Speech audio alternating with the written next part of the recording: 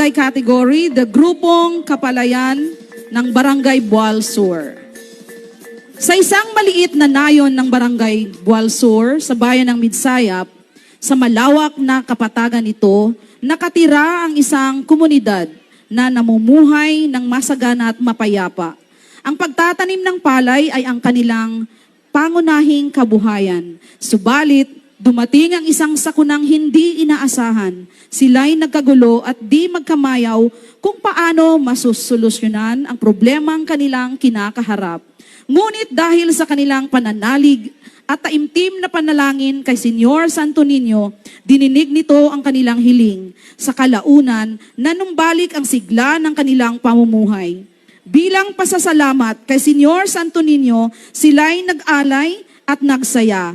At ngayon ay inyong matutunghayan ang pagsasadula ng Grupong Kapalayan ng Barangay Bualsur.